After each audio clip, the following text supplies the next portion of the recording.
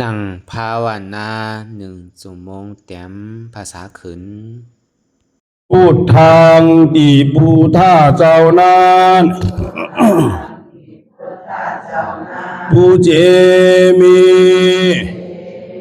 เราไว้สาขาแลสาธุธรรมังอีพาธรรมอนัตตาเจ้านั้นผู้เจมีเราไว้สาขาแลสาธุสังฆังอีพระอริยสังฆาเจ้านั้นผู้เจมีเราไว้สาขาแลสาธุ10ต่อไปนี้รวมตีบรวมตานขันธ์ธาตุตังหาผ้าการคาอิมังอาตาภาวังพุทธัสสะปาฏิจจสามิขันธ์ธาตุตังหาอัญจิวาสามุตติวันยัตนีข้าขอน้อมถ่ายตานคือเก่พระพุทธเจ้าข้าเลอิมังอาตาภาวังธรรมสสะปาฏิจจสามิขันธ์ธาตุตังหาอัญจิวาสมุตติวันยัตนีข้าขอน้อมถ่ายตาน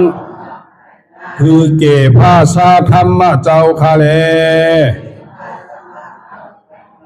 อิมังอาตาภาวังสังฆสสะปาฏิจจสามิขันธ์ธาตุตังหาอัญจิวาสมุตติวันยัตนี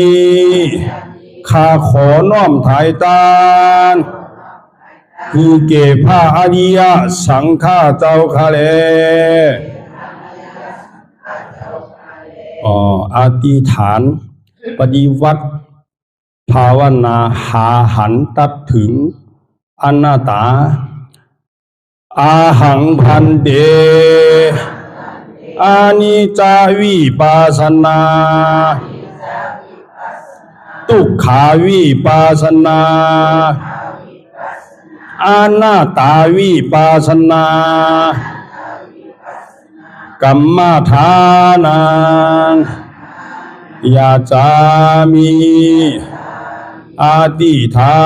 มิจักภาวันนาเอกธาตุจักภาวันนาวัดนี้ขอหือพีติสามาธิเจ้าจุงมาวังเกิดเกคาเลอันว่ากายาลุกขานีอันกว้างศอกยาววานาคืบนิ้วเต่ามีธาตุตั้งสี่จุงมาผ้ากอบรวยการ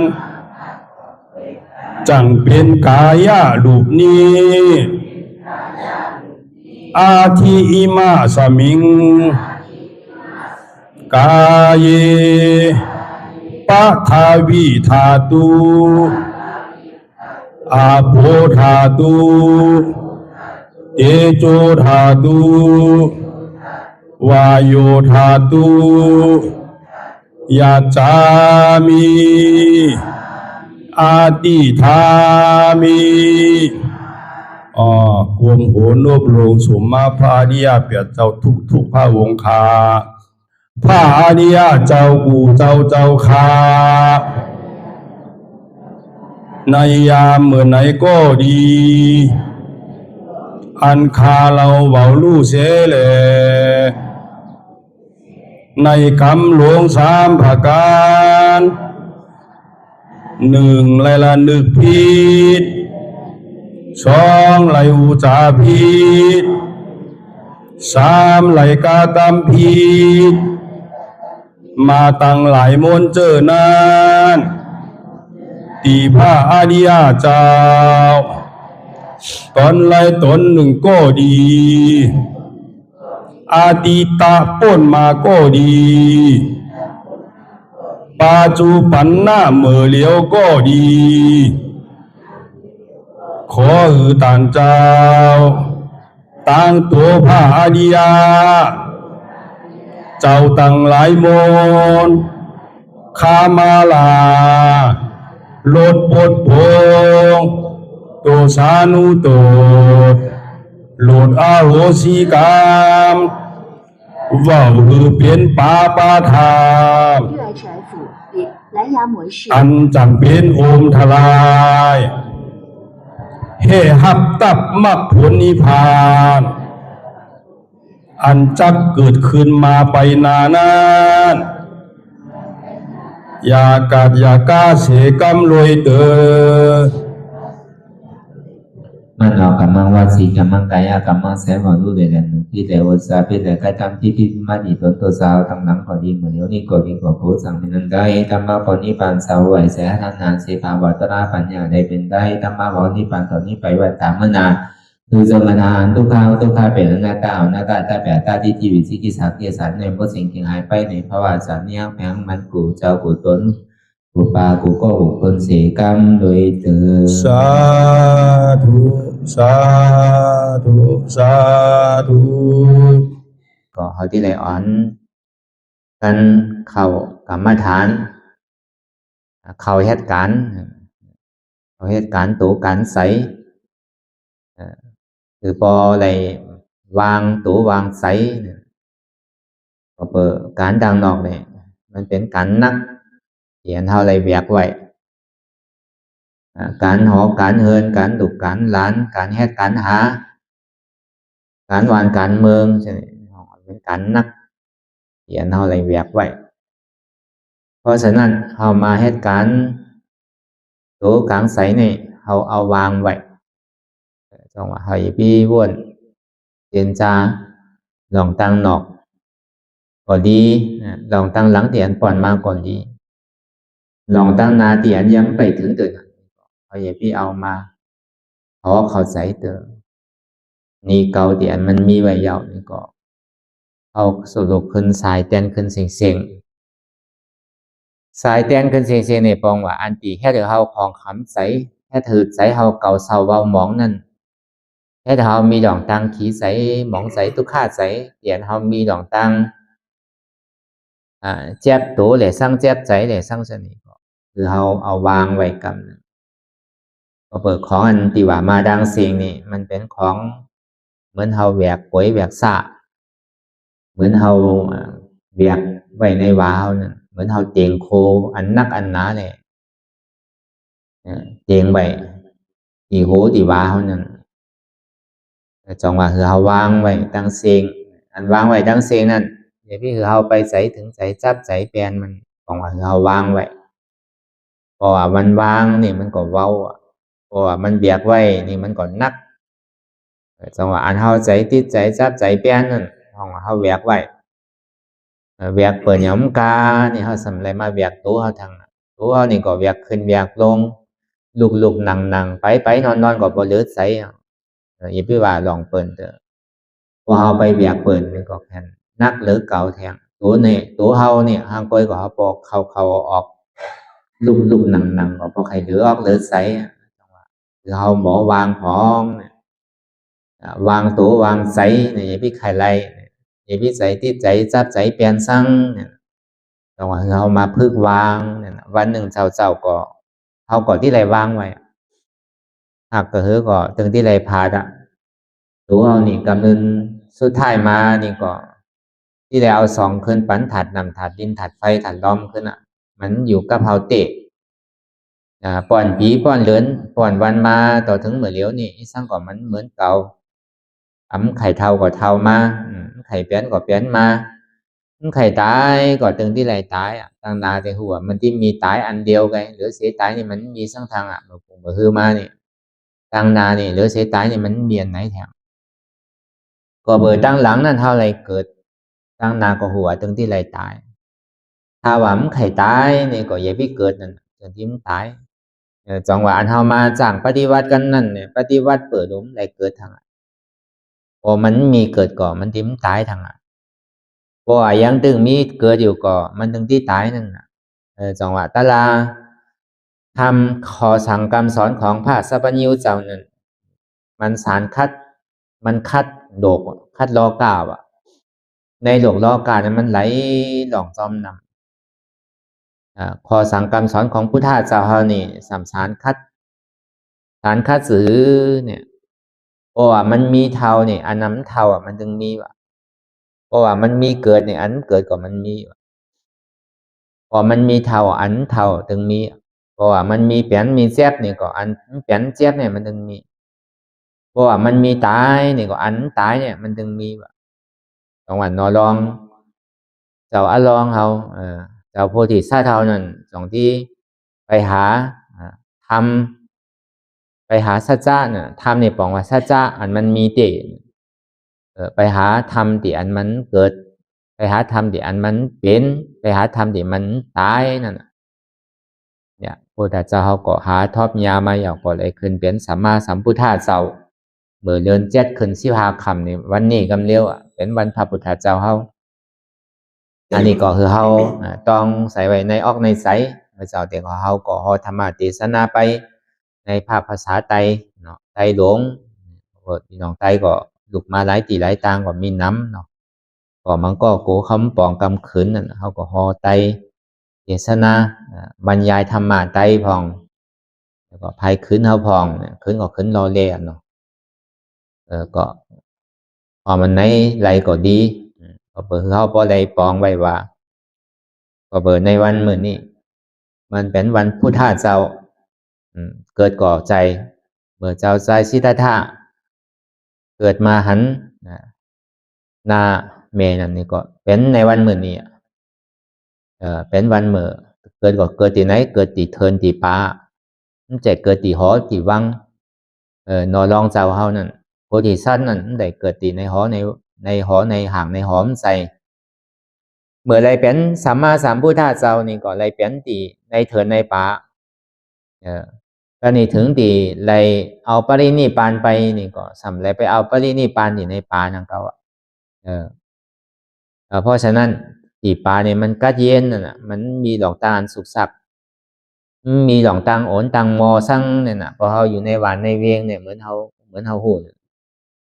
แต่สองวันเขามาคือปฏิวัติกรรมกันที่วัดพระธาตุจอมหนักนี่ก็มันไกลหวานไกลเวียงพอได้ยินเสียงรอดเสียงกาพอได้ยินเสียงเพลงเสียงความพอได้ยินเสียงโอนอันโมเมสั่งนั่นน่ะเนาะมันก็สร้างทุกข์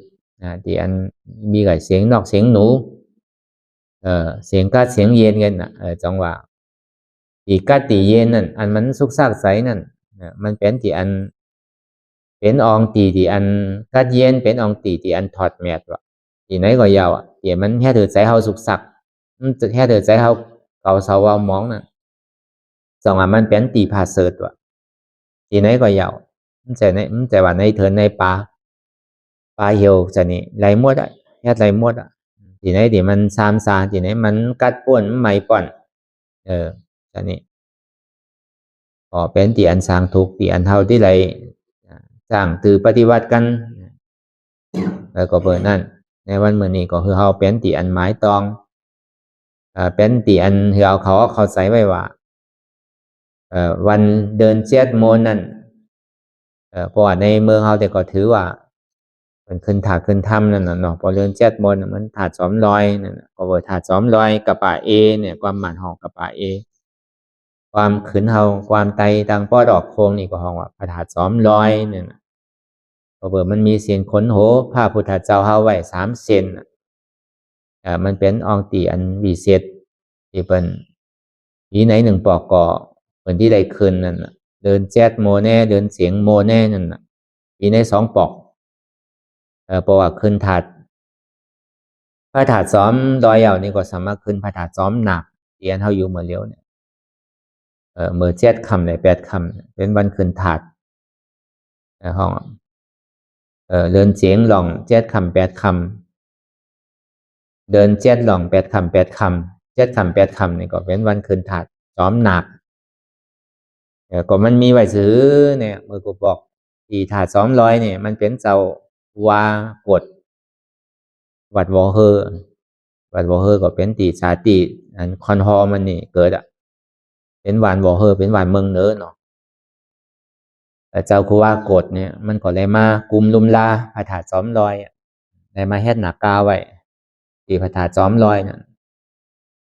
มันก็ซ้ำสอนดังเมืองบ้านมาได้ฮู้ลองลายหูลาจาตาลองลายไปทางขาด้านนั่นน่ะที่ได้เฮ็ดถือเฮ็ดยามไหนวันไหนเฮ้ยเลยหนักกาเนี่ยพอที่มีใจเนี่ยมันก็เลือกวันมันเฮ็ดพอเฮ็ดก็มีเตที่บ่เฮอก็สินั่นน่ะที่หนักกาบ่เฮอก็พอไหนเช้ามาเนี่ยมันไกลไปเรียนในหนองติ๊กๆคนไหนก็ไปหันพอเป็นหันน้ำทำดีมันก็ทำหนาวเว้ยหายย้อนมันก็มีอยู่ลีย้อนมันก็มีชื่อเสียงไว้เจ้าครูว่ากดพอเป็นสีนั้นมาเขาจะนี่มาตัดเป็น3 ปอดเอาเหงือกไอ้งอบเอาเหงือกกินไว้มาตัดเป็นปอดได้เลยสิ่งที่หายไปอันนี้ก็ยามยินกลเทาเมื่อก่อนเปิ้นได้หลาดได้เล่าไว้เขาก็ยามหันมาตีอยู่อันที่อันเข้าตัดไว้นั่นนะก็อันนี้เขาว่าตีไปตีมาพระธาตุซ้อมหนักเนี่ยห้องกับเลยหลองซังเนี่ยมันที่มีตีมาตีไปมันมันก็ดีวันแต่นเขาก็ทิ้มหู่เยอะน้องวันแต่นเขามันก็ที่หู่อยู่มันก็อาจทิ้มหู่ก็นี่มันเจ้ามาเฮ็ดพระธาตุซ้อมลอยเอานี่ก็มันก็มาเฮ็ดหนักกามี2 ตัวพอเขาขึ้นไปที่หันหนักกา2 ตัวขึ้นไปถึงถาดซ้อมลอยนั่นอันนี้ก็เหมือนกันพอเจ้ามานี่ก็ไก่มา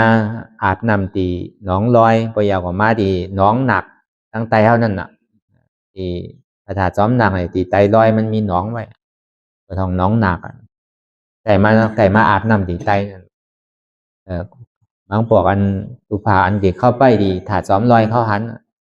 พอตื่นเช้ามาเนี่ยสำเป็นไผทั้งก็เป็นพักโต๊ะซะนี่เป็นไผซะนี่ที่จอมแก้จอมสั่งมีวันหนึ่งเจ้าปูนั้นหลักตัวจากที่หันเต้ว่ะมันเป็นการเนี่ยมันหันซ้ำหันโยโย่เนี่ยบ่หันเนี่ยสำใครใส่หนาวใส่มันอยู่ดีมันก็ตายย้อนมัน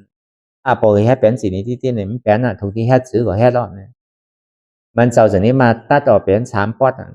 ที่พระธาตุซ้อมลอยเนี่ยถึงตัดออกก็มันหันทางเอาอันนี้ตีไปตีมาพระธาตุซ้อมหนังมันว่าเลยลองตีอันเจ้าอันใดเฮ็ดทางนากาตีพระธาตุซ้อมลอยเนี่ยแหละเลยมาอาบน้ำตีพระธาตุซ้อมหนังอันนี้ตีมาตีไปถาดซ้อมหนักอันว่าน่ะมันก็มีตีมาตีไปนังเก่าเนาะผมมีว่าลาลีห้องก็ห้ำใส่นังเก่าเพราะฉะนั้นก็เปิดตีปืนเป็นปีทีนี้เป็นน้องนี่แหละเข้าถึงที่วันมาใส่สื่อว่าถาดซ้อมหนักอันนี้ก็ตีไปตีมาลองเป็นลองไปลองมาในประวัติอ่อนในพระธาตุซ้อมหนังนี่ก็เพราะฉะนั้นนี่ก็อันเฮาอะไรมาคือปฏิวัติกรรมวิปัสสนากันนี่ก็เปิดคุกใจไรใครใจถึงอันยิ่งถึงภาษาบัญญูเจ้าเป็นวันพระพุทธเจ้าเฮาไรเกิดก่อใจวันหนอเหมือนไปเป็นพระเจ้าในปัญหาเป็นโพธิสัตว์ว่ะเจ้าชายชิตาเนี่ยเมื่อย้ำไปเป็นพระพุทธเจ้าเนี่ยเมื่อเขาเป็นโพธิสัตว์ความไตเขาว่าหนออารองนั่นน่ะความผืนความปาลีที่เขาว่าโพธิสัตว์ว่ะโพธิสัตว์นี่เป็นผู้อันสร้างแถมปารมีตาที่เป็นพระพุทธเจ้าตั้งหน้าเด็กพระเจกาพุทธาเจ้าตั้งหน้าเลยซังพระอรหันต์นั่นเลยซังเนี่ยเป็นของเป็นโพธิสัตว์หมดเป็นโพธิสัตว์เจ้าทั้งเสียงเพราะฉะนั้นนี่แหละพอถึงเมื่อมันเจ้าอยู่เกิดในป่าในเถินวันเกิดมันเป็นวันเหมือนนี่วันเดิน7 ขึ้น 15 ค่ำเนี่ยเป็นวันเกิดของพระพุทธเจ้า เป็นวันเกิดของหนอรองโพธิเจ้าโพธิสัตว์เจ้าแต่นี่พอถึงมา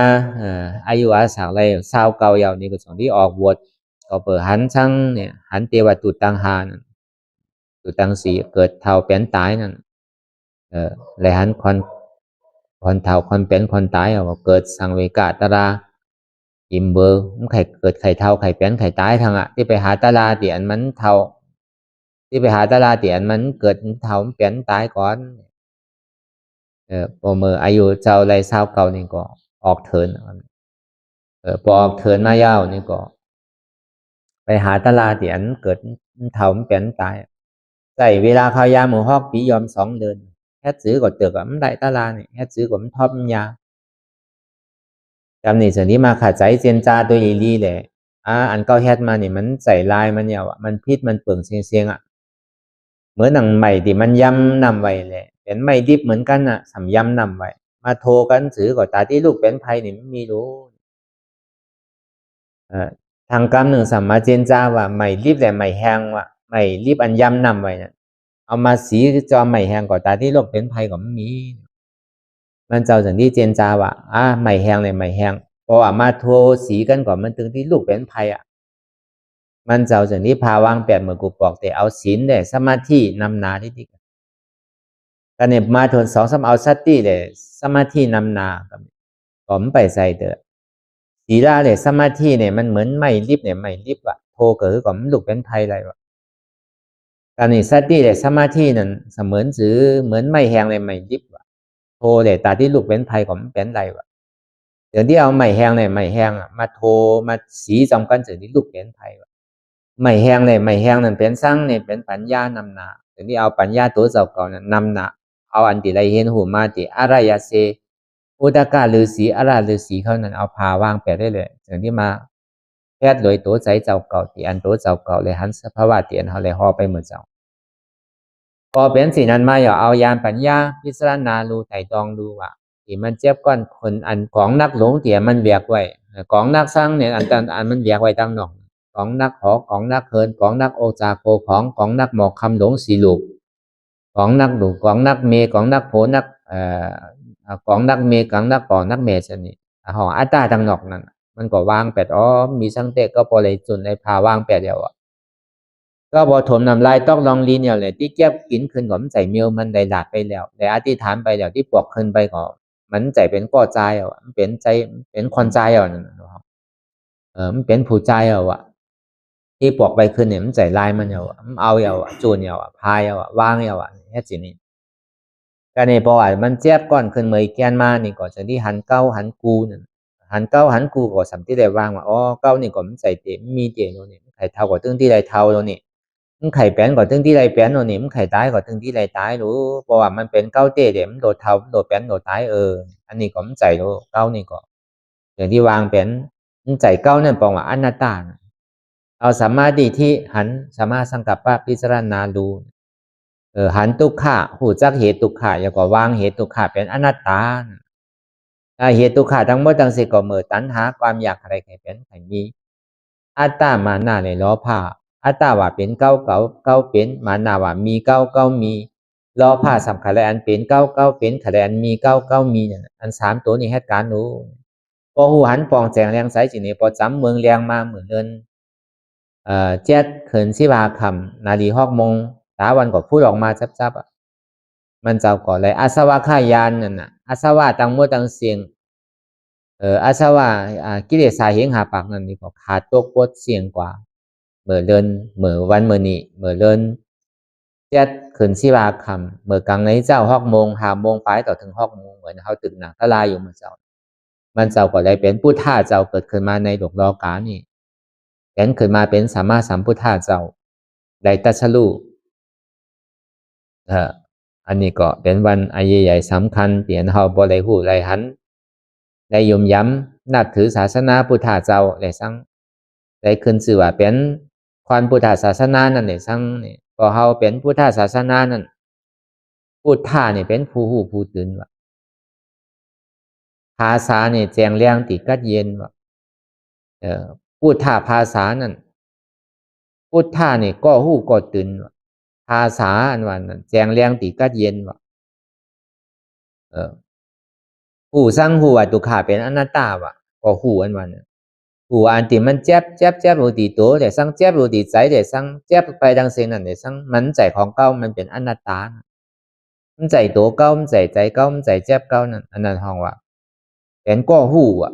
ก็ตื่นอันว่าเนี่ยมันตายทางอ่ะว่าพุทธาเจ้าเนี่ยมันตายอ่ะพระอรหันต์เข้าเจ้าก็มันตายอ่ะ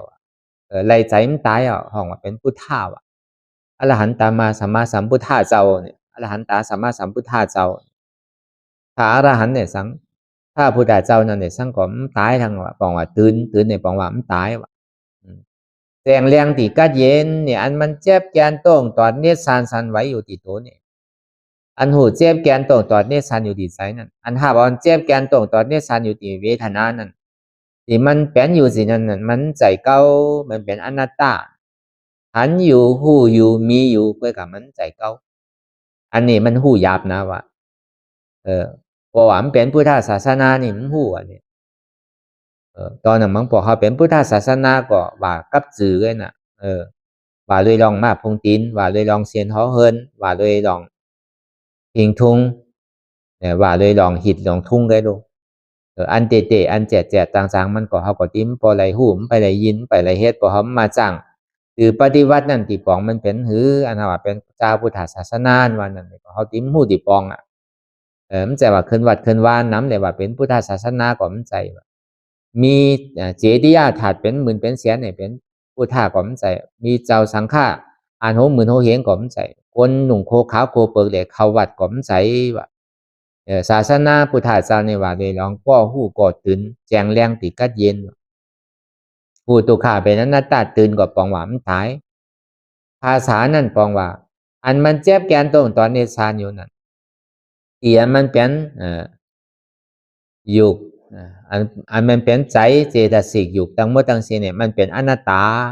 ยุกห้องว่าตัวเนี่ยห้องว่ายุกว่าใจอันว่าเนาะวิญญาณว่าเวทนานั่นน่ะห้องว่าอันเจ็บแกนตรงตอนเนชานเวทนาในยุควิญญาณเวทนานี่มันทั้งหมดทั้งสิ้นนี่มันเป็นอนัตตามันใจของเฮาเตก็สรุปทั้งหมดทั้งสิ้นนั่นก็ธรรมทั้งหมดทั้งสิ้นน่ะมันเป็นอนัตตาสัพเพธัมมาอนัตตาธรรมมันว่านี่มันใจติไกมันอยู่ที่ซ้ำเนี่ยเดี๋ยวมันเจ็บมันเสียบมันไหมมันแกนอยู่ที่ตัวเนี่ยอันนี้ห้องมันเป็นธรรมพอหอมปองเขาว่าเป็นตัวเขาเป็นอธรรมอ่ะเพราะว่าปองว่าอ๋อมันใจตัวเขานี่เป็นธรรมว่ะเพราะว่าเขายังตึกว่าเป็นตัวเขาอยู่นี่เป็นอธรรมอ่ะอธรรมมาอธรรมมันใจเป็นธรรมมาว่ะพอเขายังตึกว่าอ๋อเป็นขาเก้าเจ็บเป็นเอวเก้าเจ็บเป็นต้องเก้าเจ็บใจเก้าที่ขาดเก้านี่เจ็บหนาแต่นี่ยังตึกเป็นอธรรมมาอยู่มันใจเป็นธรรมมาธรรมมานี่ปองว่ามันใจตัวเขาอ่ะมันใจเขาแหละมันใจเจ้าเขาอ่ะมันเป็นอยู่วิญญาณเวทนาว่ะอยู่วิญญาณเวทนานี่เป็นอนัตตาว่ะถ้าว่ามันใจตัวเขาเนี่ยมันจะเป็นช่างอยู่กันวันอยู่นั่นมันเกิดลับๆที่มันข่ายใหญ่ไปที่จอกตีหนึ่งเอาไปตีหนึ่งจอกตีหนึ่งเอาไปตีหนึ่งข่ายตีหนึ่งเอาไปตีหนึ่งที่นั่นอ่ะมันเป็นของอยู่มันเป็นดูแพทย์การเพราะว่ามันเป็นใจเฮาเนี่ยสัมเป็นช่างเนี่ยเป็นนามธรรมสัมเป็นหือเนี่ยอันมันเจ็บแกนตรงตอนนี้สันไว้ความตายนี่เป็นถาดดอมใจเฮาว่านี่มันใจมันเป็นถาดดอมอันไม่อันกัดนั่นอันอุดันหนาวนั่นเป็นตีโซถาดไฟอันมันไม่อยู่กัดอยู่สนิเป็นถาดไฟอันนักอันแข็งอันไหนเป็นถาดดินอันเกิดลับเป็นลับหัวใจนั่นก็เป็นถาดน้ำอันนี้พอเขาตัวไปนี่หันใจมันไปหูสินั้นไปหูตังเสือตังหลองไปหูหลองเปิดหลองเข้าไปหูหลองเข้านี่มันแสนเจ็บไปหันไตหันเหนือของมันเป็นอันเจ็บเดี๋ยวมันหันเจี๊ยบหันแกนหันต้งตอดเนี่ยสันไว้ความไตไม่กระดอนแข็งจู่ตุ้มจับใหญ่จึมหยอดเปิดรับสนิอันนี้สั่งที่ห้องว่าทำมีนี่ก็หันว่า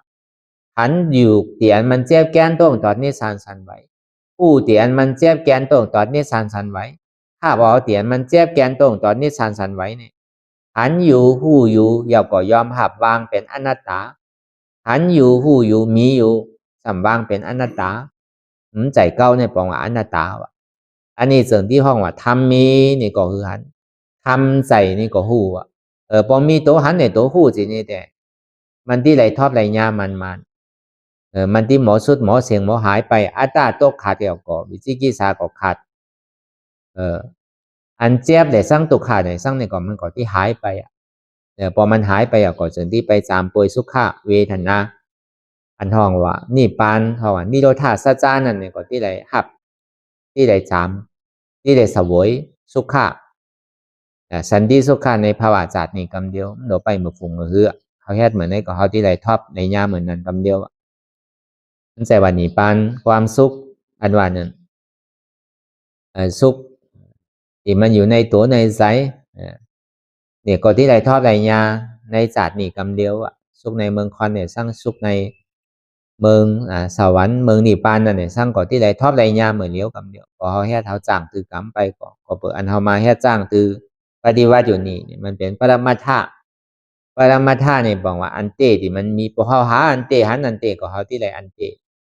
พอเขาหาอันแก้หันอันแก้ก็เขาที่ไหลอันแก้ต้องเขาไปหันผีหันพรมไปหันเมืองผีเมืองสร้างของมันใจเป็นอันเตนั่นมันเป็นอันหยอกอันแหลนเขาไปกำไปหันถาดว่ะกำไปหันพระเจ้าว่ะกำไปหันไตหันเนื้อสินี่มันใจเป็นอันเตไปหันเงินหันคำสินี่ไปหันถี่หันหวยสินี่มันใจอันเตอันมันเป็นอันเตเนี่ยมันหันเจี๊ยบหันเสียหันไม่เนี่ยมันเป็นตุกขาสัจจะเตียนมันมีเตมีการขู่เกาะบาดแดกวันนมบาปผู้หญิงผู้ชายบาปคอนปีคอนย้อมบาปคอนศาสนาไหนน่ะเพราะว่า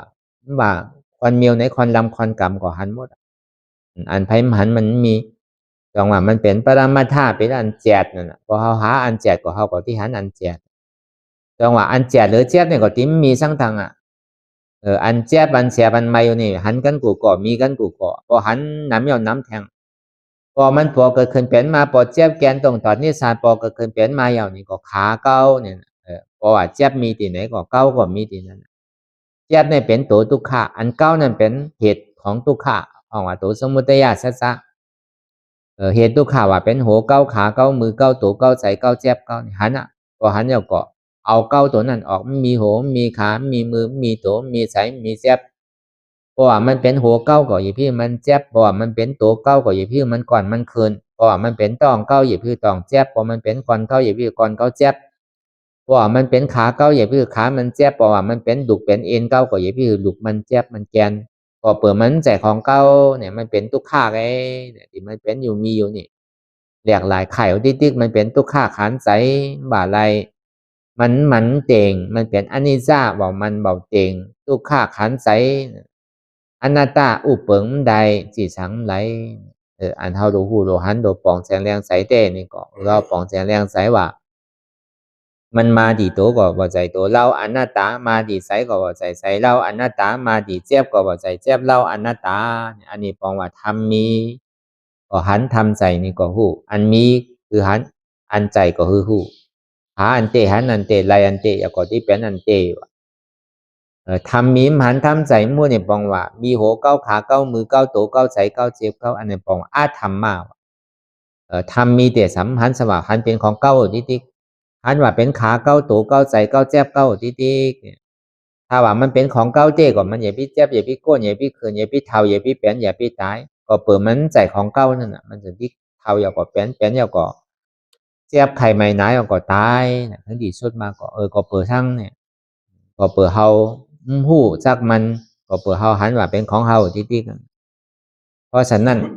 สามารถที่ต่างหันอันหมานเมียนสามารถสังกัปปะต่างพิจารณาหมานเมียนต่างหันจอบต่างพิจารณาจอบเนี่ยอันนี้สองตัวอันนี้เป็นก็อันเหตุการณ์เฮาก็สำคัญตัวในตัวในใจที่มันเป็นอยู่มีอยู่หันอยู่หู้อยู่มีอยู่เพื่อกับมันใจเก้าหันอยู่หู้อยู่ยอมหับอย่าก็วางเป็นอนัตตามันจะว่าหันอยู่หู้อยู่สำเป็นเก้าที่มันไหล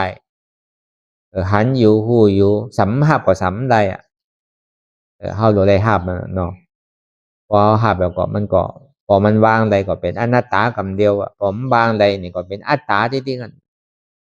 เป็นอวิชชาที่กันอวิชชาปัจจยาสังขาราเนี่ยนะที่ไรเกิดเอาเท้าเอาเป็นเอาตายเอาก็ตายแทงที่ไรห้องไรไห้น้ำหมูน้ำตาไหลน้ำเดือดเสียน้ำมหาสมุทรตารา เที่เราพามิเถอคอนั่นสังก็สำขึ้นน้ำเดือเสนามหาสมุทรตาราแท้งเนี่ยเพราะว่ายังไข่เกิดไข่เท่าไข่ตายไข่ตกข่าวที่นี่ก็เขาก็ที่ไรหันพี่ที่เพราะว่าไข่มันตุกขามไข่ตุกขาทางนี้ก็เขาก็ที่ไร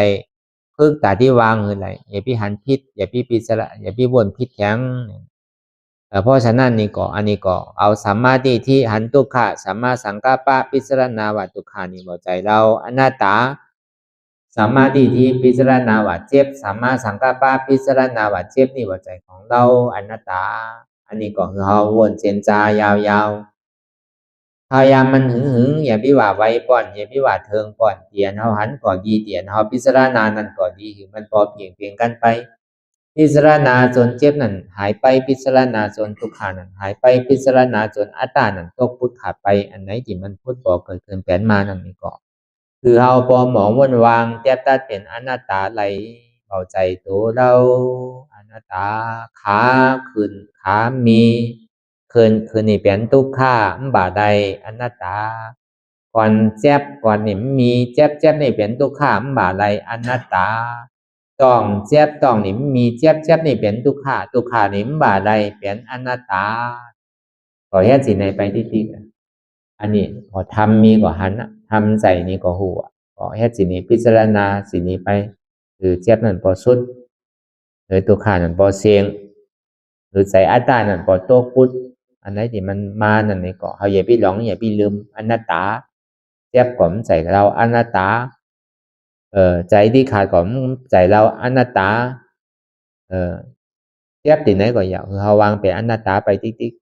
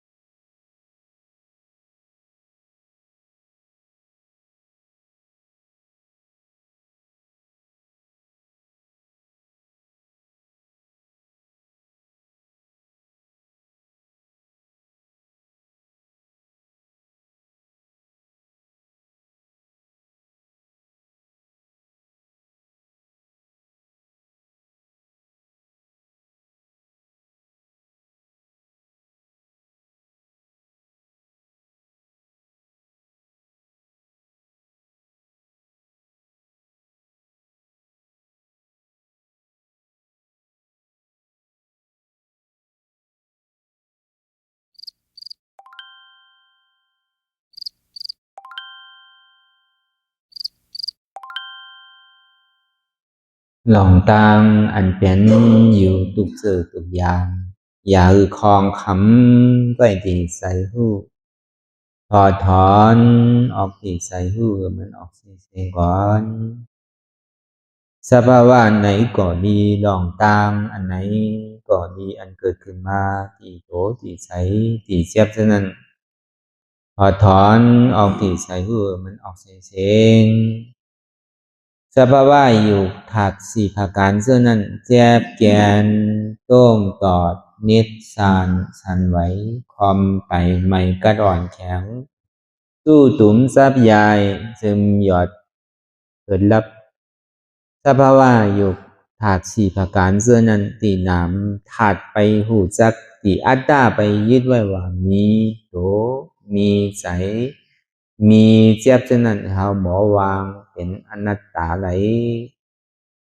ลองใส่อันโพงผิวอยู่อันเฮาวันดึกว่นเหลืออยู่เป็นเรื่องเป็นราวอยู่สนั่นสั่งเฮาถอดถอนออกปีใส่หูมันออกเสียงก่อน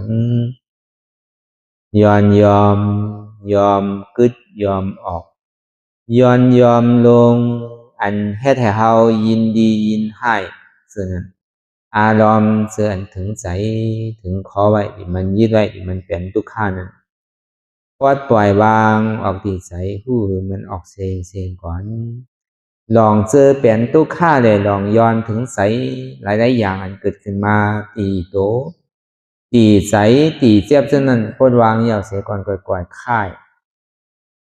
ย่ายลายหนึ่งขึ้นพอยาวนี้ก็ค่อยเปิดตามึนตาลอยนี่เป็นการปฏิวัติธรรมค้นหายอดธรรมมันเกิดขึ้นดีโตดีใสดีเจ็บบอกอันค้นหาเหตุหักเงาจองทุกขาตรงนั้นต่อจากนี้ไปนี่ก็เฮาก็ที่ได้ส่งเมตตาถึงสรรพสัตว์ต่างหลายก่อนสาธุสาธุสาธุ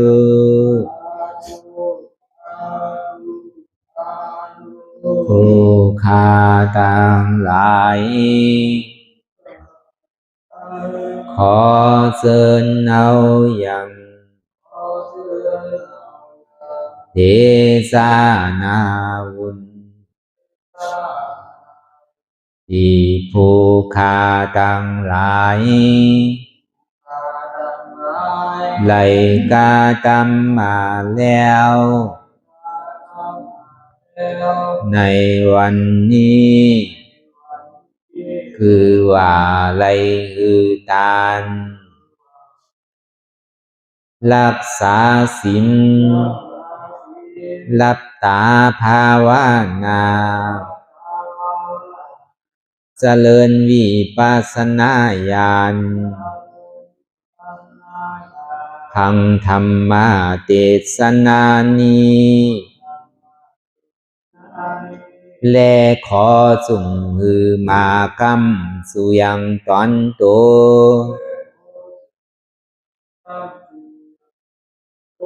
แห่งผู้ฆ่าตั้งหลายมนคือได้รับความสุขและความเจริญงอกงามและขอหือเจียวดอดเวียงแก้วยอดอมาตามหาเนรปาน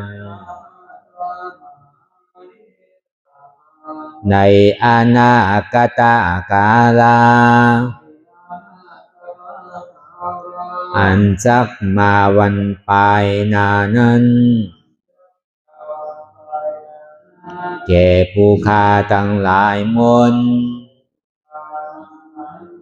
ทุกตนทุกอง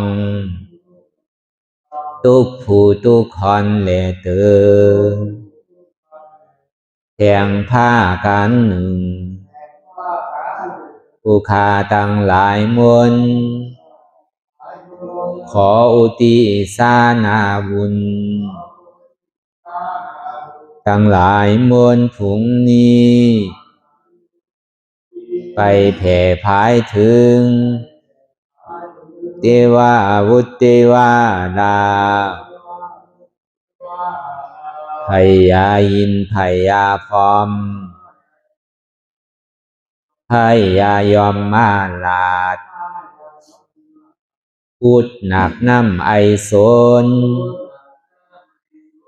นางธรณีและสรรพสัตว์ทั้งหลาย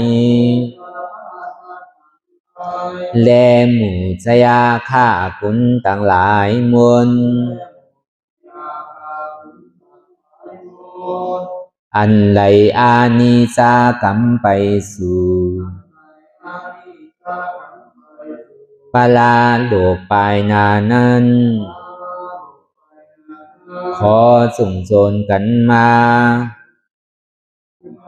สาธุอนุโมทนาจอมจนยินดีแล้วคือไรโจรกันป้อนจากทุกข์ถึงสุขทุกโตสัตว์เลเตอสาธุสาธุสาธุอิตังมิปุญญังอาสวะคายังนิพพานังวะหังโหนตุมาปุญญาภากังสเปสัตตานังสมาลาพันตุอิตังมิปุญญังอันเราขาไหลมาถือกรรมปฏิบัติวิปัสสนาภาวนาอาหันยอดธรรมอนัตตานิอาสวะคายังเป็นนันผาทรัพย์ตัดเปียดอาสวะสี่ภาการเสียแล้วเนี่ยนิพพานังติพานิพพานันหนตุคือไรถึงเสกรรมขามาปุญญังภากัง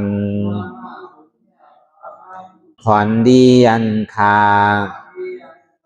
ได้มานั่งวิปัสสนาภาวนาส่องยืนปันสเปสัตตานังแต่เอาป่อแม่พี่น้องญาติกาผู้ว่าอุปาสัยอาจารย์ครูสลาสั่งสอนมิตรเสี่ยวสหายและสรรพสัตว์ทั้งหลายมวลสมาลาพันตุคือไลลาบานีสองผ่อนบุญกับลอยผู้คาทั้งหลายมวลเสกรรมลอยเตอสาธุสาธุสาธุอิมังดานากัมมังนิพพานาปัสสะโยนตุโนนิสังอิมังศีลากัมมังนิพพานาปัสสะโยนตุโนนิสังอิมังภาวันนากัมมังนิพพานาปัสสะโยนตุโนนิสังยังกินจีกุสาดังกัมมังกาตาปังกัมมังสาเปหิกาเตหิ คาตังปุญญังโนอานุโมดันตุสุนันตุพุนตุเยเตวะอัสสามิงทาเนอาทิกัตตาติขายุกาสัตตาหนตุสัพพะสัตตานังสุขิยาตานังปานิหารันตุมาตาปิตาสุขิตาหนตุทุกขาปามุตสันตุสัพเพยาติกาสุขิตาหนตุทุกขาปะสันตุสัพเพอายาติกาสุขิตาหนตุทุกขาปะมุนสันตุสัพเพปิสาสัพเพยัคฆาสัพเพเปตาสุขิตาหนตุทุกขาปะมุนสันตุสัพเพนัคขตาสุขิตาหนตุทุกขาปะมุนสันตุสัพเพเทวาสุขิตาหนตุทุกขาปะมุนสันตุสัพเพอาจาริยุอุปัชฌายาสุขิตาหนตุทุกขาปะมุนสันตุสัพพะสัมปาทินังสามิสันตุวันตามิพุทธังสัพพังเมโตสังฆามาทาเมพันเตวันตามิธัมมังสัพพะเมโตสังฆามาทาเมพันเตวันตามิสังฆังสัพพังเมโตสังฆามาทาเมพันเตวันตามิอุปัสสะอาจาริเยสัพพังเมโตสังฆามาทาเมพันเตวันตามิกัมมาฐานังสัพพังเมโตสังฆามาทาเมพันเตวันตามิอาลาเมพัทธาสีมายังสัพพังเมโตสังฆามาทาเมพันเตวันตามิเสติยังสัพพังสัพพะทาเนสุปฏิทิตาสารีลาธาตุมหาโพธิงพุทธาลูปังสักกาลังสัตตานากาโลเกเทวาโลเกพรหมาโลเกสุมพุติเปลังกาติเปสารีลาธาตุโยเอสาธาตุโยอาลาหันตาธาตุโยเสติยังกันธากุติสตุราเสติสาเสธัมมาคันเทสัพเพสังปาตาเสติยังอังวันตามิสัพพะโสสาธุสาธุสาธุ